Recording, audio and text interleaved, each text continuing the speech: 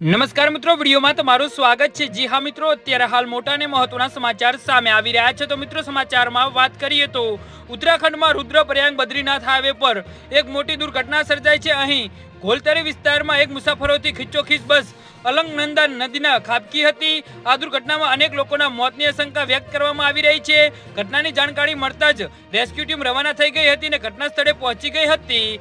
જી હા મિત્રો, અત્યારે હાલ મોટા સમાચાર સામે આવી રહ્યા છે। તો મિત્રો, સમાચારમાં વધુ વિગતવાર વાત કરીએ તો માહિતી અનુસાર પોલીસ હેડક્વાર્ટર પ્રવક્તા નિલેશ આનંદ ભરકરે જણાવ્યું હતું કે રુદ્રપ્રયાગ જિલ્લાના ઘોલતરી વિસ્તારમાં એક બસ બેકાબુ થઈને નદીમાં ખીણમાં ખાબકતા અલકનંદા નદીમાં ગરકાવ થઈ ગઈ હતી। માહિતી મુજબ બસમાં કુલ 18 જેટલા મુસાફરો સવાર હતા, જેમાંથી એકના મોતની પુષ્ટિ થઈ શકી છે, જ્યારે અનેક લોકો લાપતા છે।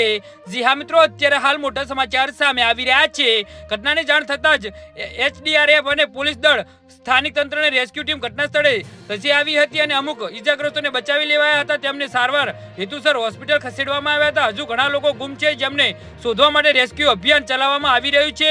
પાડોશી રાજ્યમાં વાદળ ફાટતા નદીઓમાં પૂર આવ્યું હતું। જી હા મિત્રો, અત્યારે હાલ મોટા સમાચાર સામે આવી રહ્યા છે। તો મિત્રો, આના વિશે તમારું શું કહેવું છે તો નીચે મારી કમેન્ટ બોક્સમાં જરૂરથી જણાવજો અને અમારી યુટ્યુબ ચેનલને સબસ્ક્રાઇબ કરવાની ભૂલતા નહીં। ધન્યવાદ।